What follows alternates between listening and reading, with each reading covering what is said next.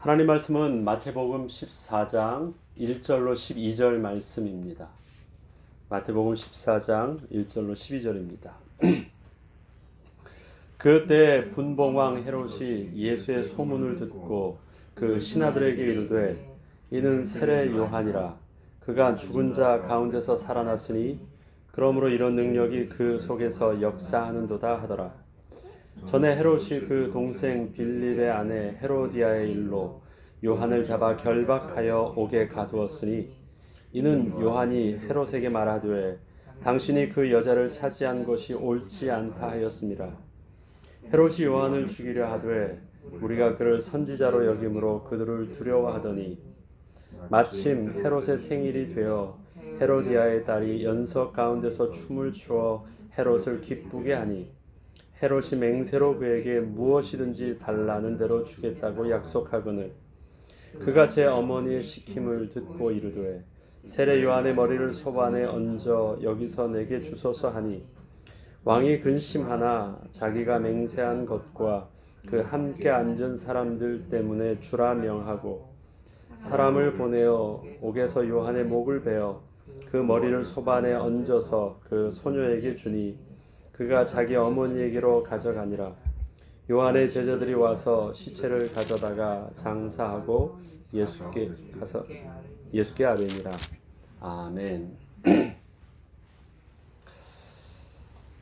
우리가 성경의 죄와 또 우리가 알고 있는 그 죄에 대한 부분들이 때로는 굉장히 오해하는 경우가 있습니다.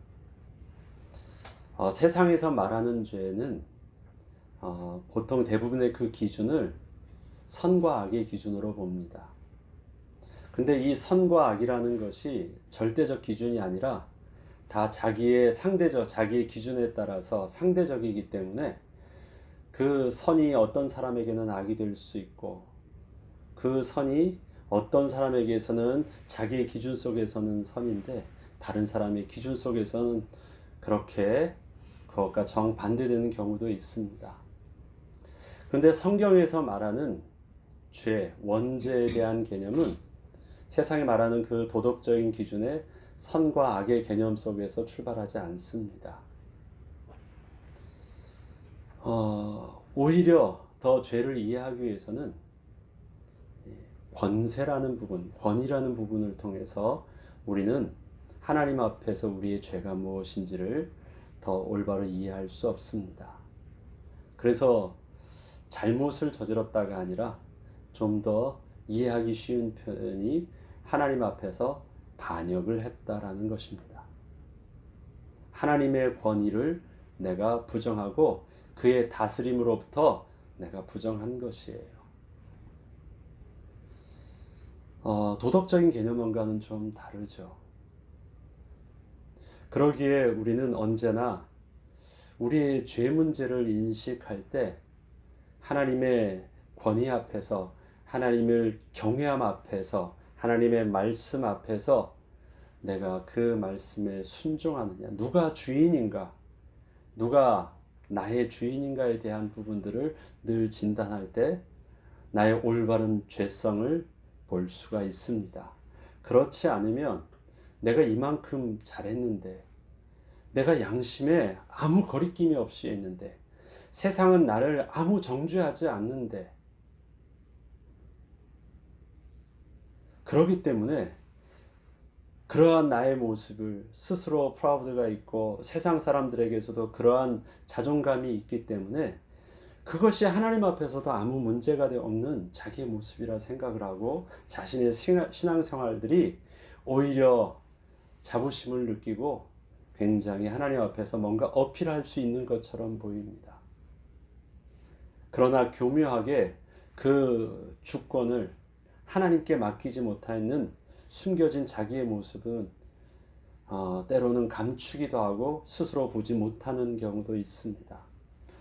오늘은 세례 요한의 죽음을 통해서 우리 속에서 숨겨져 있는 그 죄, 성경은 헤롯의 그 죄를 어떻게 고발하고 있는지 또 우리아인데 헤롯과 동일한 그 속성의 죄가 어떻게 숨겨져 있는지를 보려고 합니다. 여러분 오늘 본문의 세례 요한의 죽음을 보니까 세례 요한의 죽음의 모습이 어떤가요? 순교자의 멋진 죽음처럼 보입니까? 뭐 이렇게 드라마틱한 순교자의 죽음처럼 보이지도 않아요. 너무 허망해요.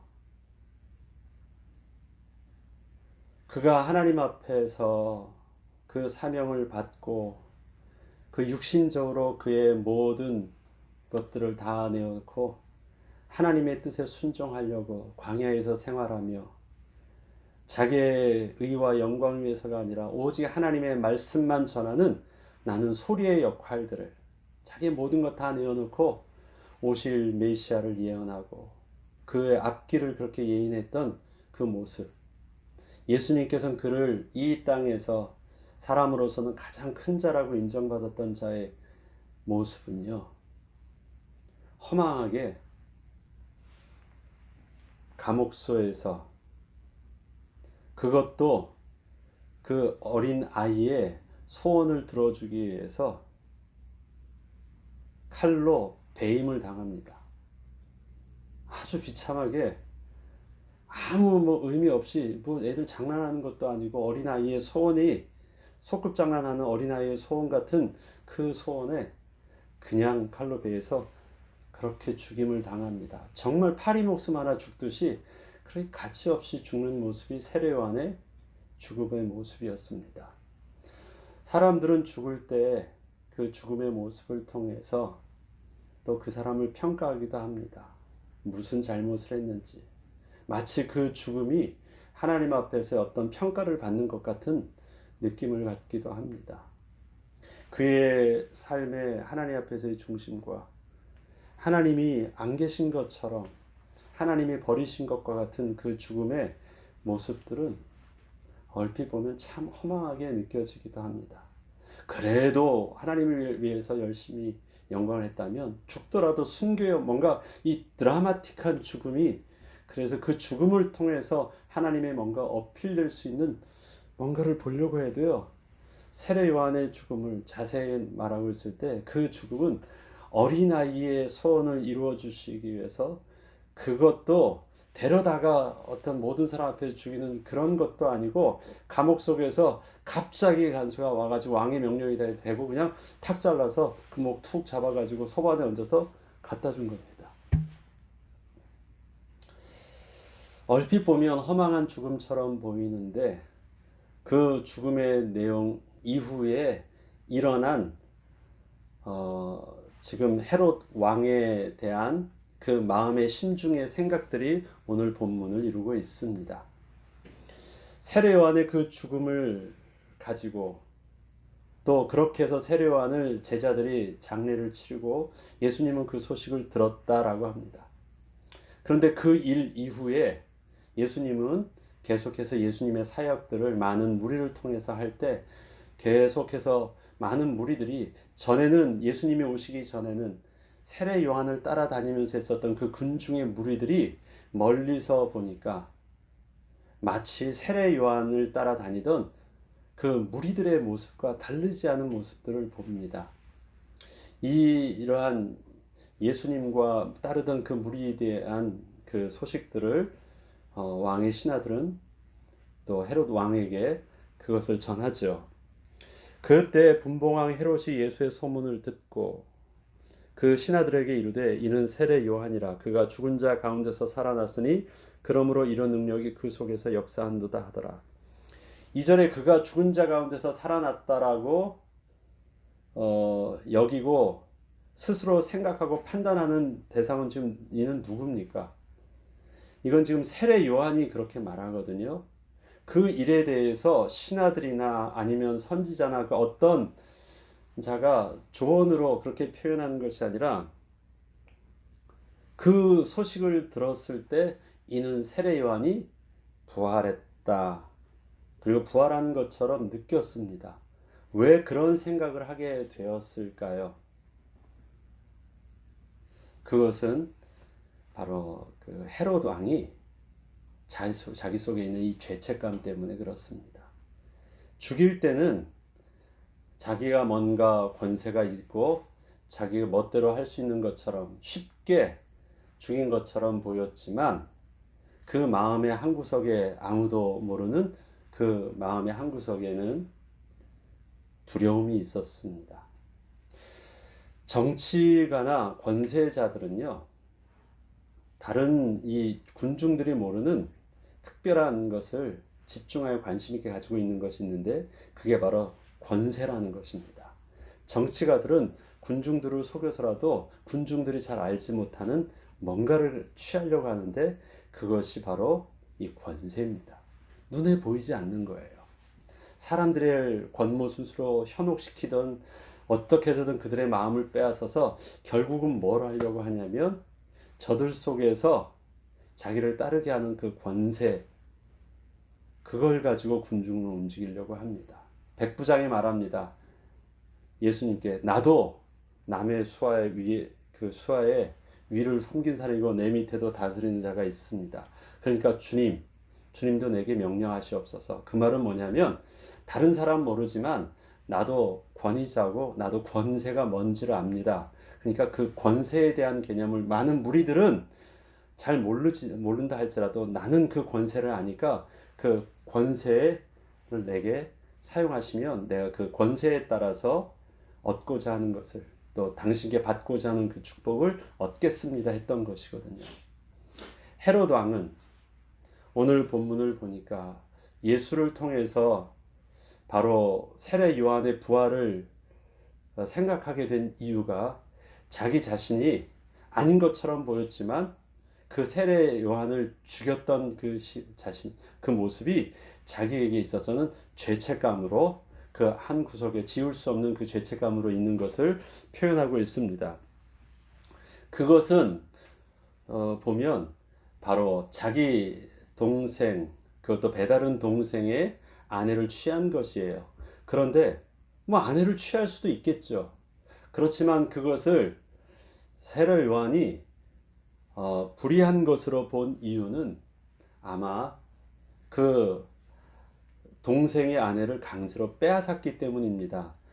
뭐 재혼을 할 수도 있겠죠. 법적인 어떤 합리적인 절차를 거친다면 재혼을 할 수도 있겠죠. 그러나 이것이 부정하다라고 말할 때 이 부정은 단순히 마치 이것과 지금 대비되는 게 우리의 성경에 보면 인물이 나오잖아요. 다윗 왕의 모습과 다르지 아니한 어떤 그 아내를 취하는 모습이 있는데 또 다윗 왕의 모습 속에서 나단 선지자가 다윗에게 책망했던 것과 이 모습과 좀 비교하게 되어지는데요. 지금 여기서 보면 얼핏 보면 뭐 다윗도 그랬는데 라고 말할 수 있지만 분명히 그 안에는 다른 그 죄의 속성이 헤롯에게는 있음을 봅니다.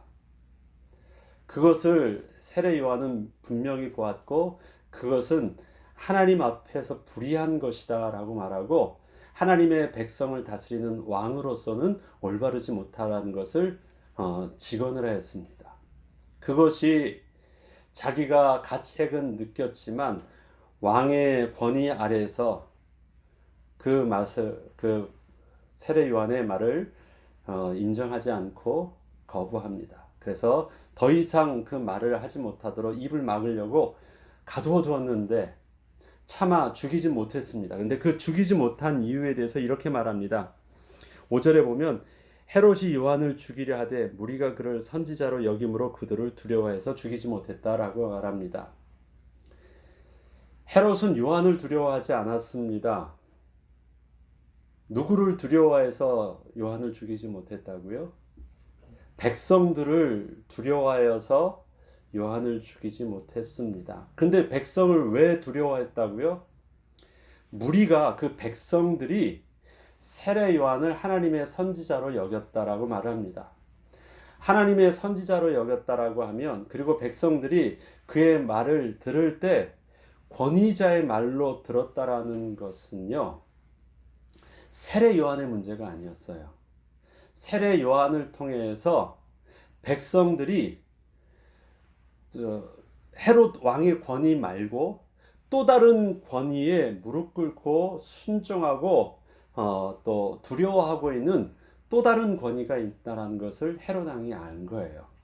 그것은 뭐냐면 세례 요한을 통해서 하나님의 권위가 백성들 안에 그들을 두려워하게 하고 순종하게 하는 그 권위를 보았습니다. 헤롯은 자기만의 권위만 있기를 원했어요. 그래서 자기가 왕으로서 모든 백성을 통치하기를 원했는데 정치적인 권위 말고 종교적인 권위로서 세례 요한에게 그 권위가 하나님으로부터 오는 그 권위가 있는 것을 보았고 또 백성들은 세례 요한을 따랐다라기보다는 세례 요한이 하나님이 보내신 자로서 그래서 그의 말씀을 통해서 하나님의 권위에 순종하는 모습을 보았기 때문에 그것을 건드릴 수가 없었던 것입니다. 경쟁하고 있는 거예요. 세례 요한과 헤롯 왕이 경쟁하고 있습니다. 백성들의 저 권위를 어떻게 빼앗아 올 수 있겠습니까? 오히려 세례 요한을 죽였다가는 하나님이 보내신 자, 그래서 하나님의 권위에 대적한 것처럼 해서 백성들이 오히려 그것이 더 부작용이 일어날 것 같아서 이러지도 못하고 저러지도 못합니다. 그래서 헤롯은 분명히 정죄받을 수 있는 제일 근본적인 첫 번째 이유가요. 그는 하나님을 알아요. 하나님의 권세를 알고 있어요. 우리가 죄라는 것은 실수한 것이 아니잖아요. 앞서 말씀드렸듯이 죄의 근본적인 속성, 특히 성경에서 하나님 앞에 짓는 근본적인 속성은 뭐냐면 하나님의 권위와 하나님의 다스림을 내가 거부하는 것입니다. 전 인격적으로 나의 의지를 가지고 No! 나는 당신의 말을 따르지 않겠습니다. 라는 것입니다. 헤롯 왕은 바로 하나님의 그 권위에 대해서 순종하기를 원치 않았습니다. 다윗과 근본적으로 다른 것. 다윗의 죄는 도덕적인 죄였어요. 그가 나단 선지자의 당신은 하나님 앞에서 하나님을 반역하는 죄를 지었습니다라고 할 때 그는 하나님 앞에서의 죄에 대한 부분들은 어떻게 했습니까? 그대로 고꾸라졌습니다. 그런데 헤롯은 어떻습니까? 겉으로는 틀린 것처럼 보이지 않는데 그 속성 안에서는요, 근본적으로 하나님을 거부해요. 하나님의 그 권위를 대적하고 그 권위를 빼앗아오고 싶은 거예요. 그래서 자기 스스로가 왕으로 서고 싶은 거예요. 그가 위대한 헤롯이 성전을 크게 했습니다. 헤롯 성전을 다른 그 전의 성전보다 더 웅장하고 더 크게 화려하게 건축했습니다. 대부분 왕궁이 크다라는 것은 그것을 통해서 왕의 권위가 위대하다는 것 아니에요. 그런데 헤롯이 성전을 크게 위대하게 질 때는요, 하나님의 권위가 위대하다는 것을 보려고 하는 것이 아니에요.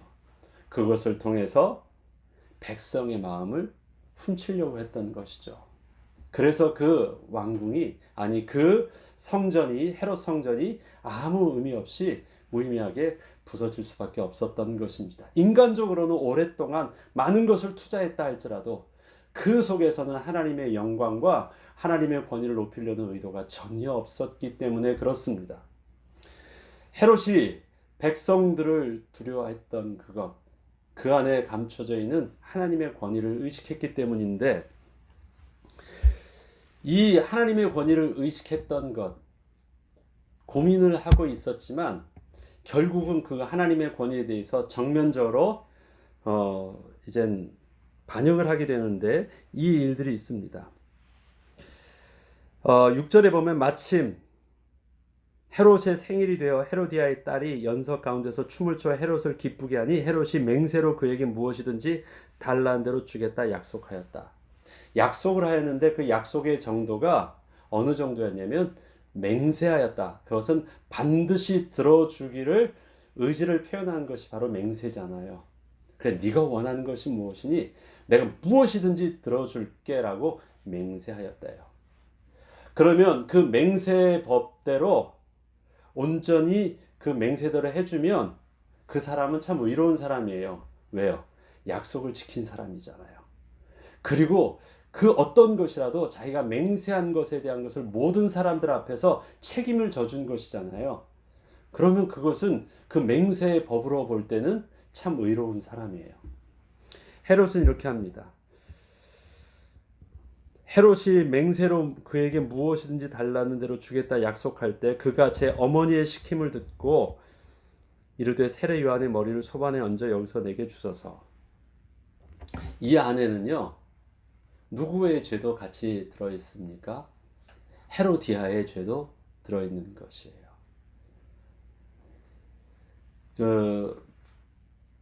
우리아의 안에 그 밧세바의 문제는 사실은 밧세바는 피해자의 모습이잖아요. 그런데 여기에 보면 헤롯이나 또 헤로디아나 둘 다 그 악함은 속에 다 가지고 있습니다.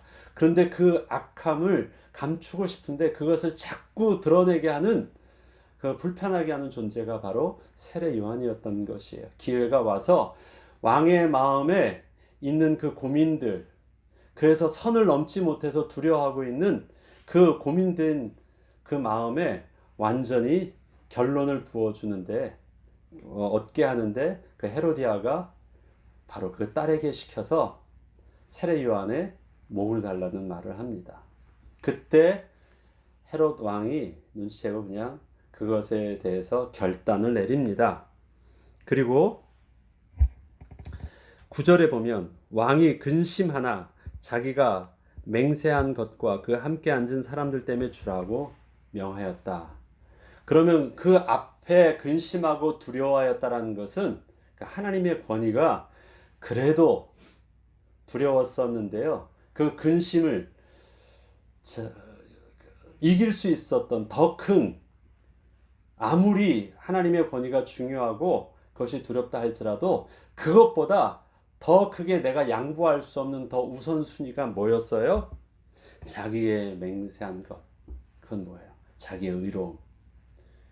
그 다음에 그 함께 앉은 사람들, 많은 사람들 앞에서 자기의 있는 왕의 영광, 자기의 권위, 그것이 사람들이 두려워하는 그 하나님의 권위랑 비교해 볼 때도 양보할 수 없었던 자기 자신의 권위의 문제였습니다. 우리가 하나님이 옳다고 하고 하나님이 위대하다고 하고 하나님을 경외한다고 하지만 결국은 어디서 결판이 나냐면요, 누가 왕이냐 할 때 다 인정하게 다 해줄 수 있는지 하는데, 그렇게 인정하고 있는 그 하나님을 너의 왕권과 바꿀 수 있느냐라고 할 때 헤롯은 바꾸지 않았어요. 아무리 두려움이 있다 할지라도 자기의 생명과 같은 자기의 의와 자기의 권위를 맞바꿀 만큼의 두려움은 하나님 앞에서 느낄 수 없었고 바꿀 수 있는 영광이 아니었던 것입니다. 그래서 두려워하였었고 고민하였었지만 그래도 자기의 마지막 마지노선 앞에서 딱 대면하게 되었을 때는요, 어떻게 해요? 하나님의 권위를 정면적으로 도전하고 반역합니다. 그것이 바로 헤롯의 죄였습니다. 이것을 누가 고발합니까? 세례 요한의 죽음을 통해서 죄를 고발하고 있습니다. 세례 요한의 죽음이 인간적으로 멀리서 보는 인간적인 모습은 굉장히 허망한 죽음처럼 보이지만 오늘 마태는 그 세례 요한의 그런 허망해 보이는 죽음을 통해서 또 왕의 또 그 하나님 앞에서의 악함을 통해서 우리에게 있어서 그 근본적인 죄가 무엇인지를 고발하고 있습니다. 저와 여러분에게도 우리가 왕권을 머리에 관을 쓰지 않아요. 왕관을 쓰지 아니하였지만 여전히 우리는 하나님 앞에서 늘 이것과 주권의 싸움을 하고 있습니다. 늘 헤롯처럼 선을 넘지 않고 고민하면서 늘 왔다 갔다 하는 선을 타는 생활을 합니다. 하나님도 모시고 그 다음에 나도 마음은 부담스럽지만 그렇지만 거부할 수 없어서 헤롯처럼 늘 줄타기를 합니다. 그러나 결정적인 순간 둘 중에 양자택일을 해야 되는 그 순간이 올 때는 양자 두 가지를 가지고 늘 고민하는 것처럼 보이지만 여전히 나의 왕권을 하나님 앞에 내어놓고 무릎 꿇지 않으면 결국은 우리는 하나님 앞에서 어떤 죄를 짓습니까?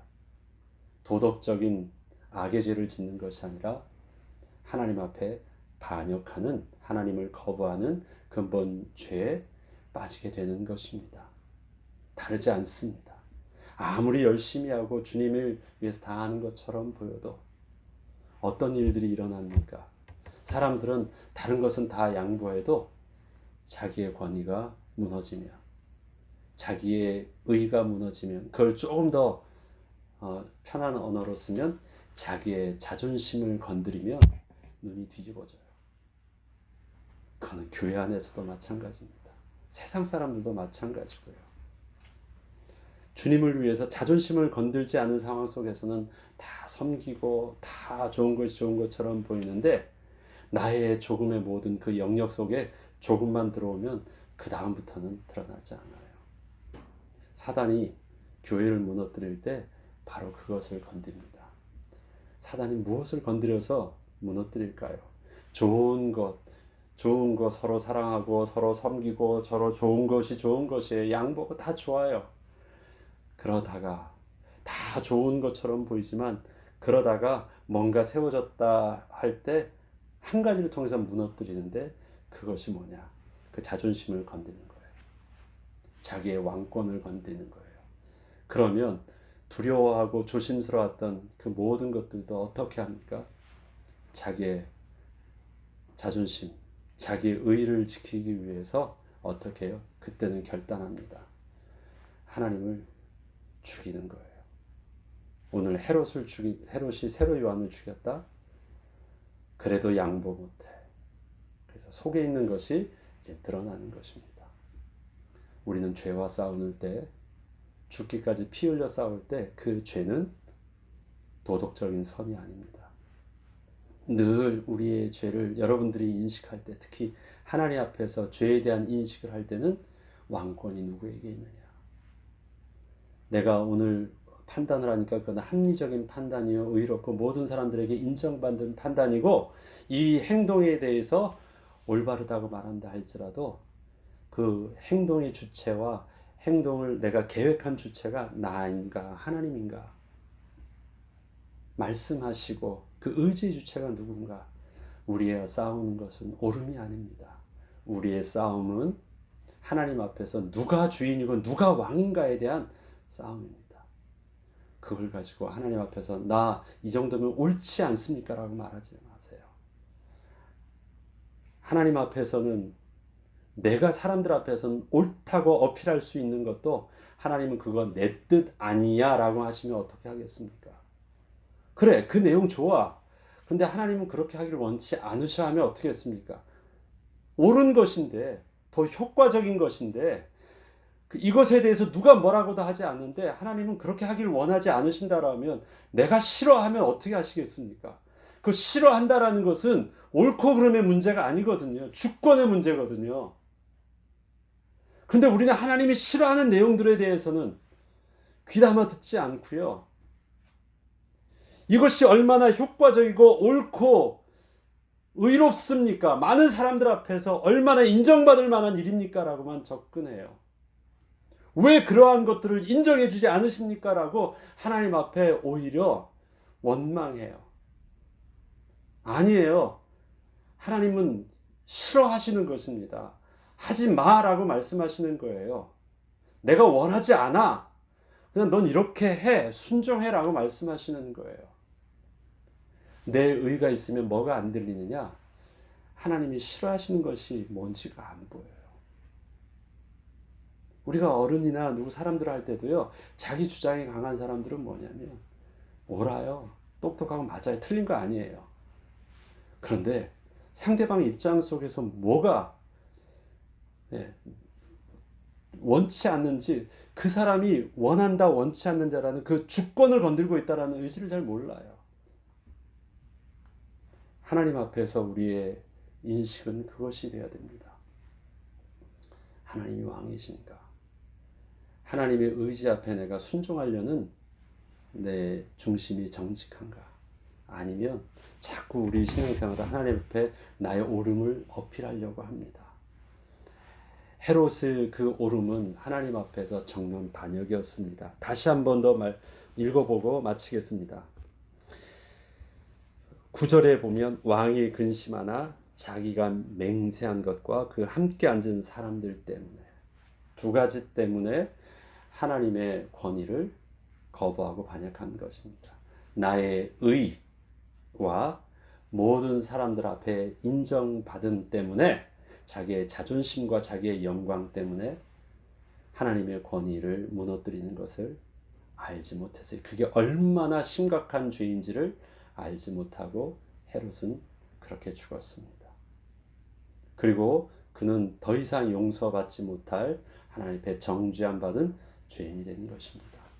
하나님의 오늘 헤롯의 하나님 앞에 반역과 세례 요한의 죽음을 통해서 우리가 그러한 죄를 짓는 실수를 범하지 아니하고, 혹시 우리의 그런 죄의 속성이 오늘 우리 마음에 있었다면 하나님 앞에 내어놓고 주님을 나의 왕으로 온전히 고백하고 그 앞에 무릎 꿇는 하나님의 거룩한 백성으로서는 저와 여러분 되길 주의 이름으로 축원합니다. 주기도문으로 마치겠습니다.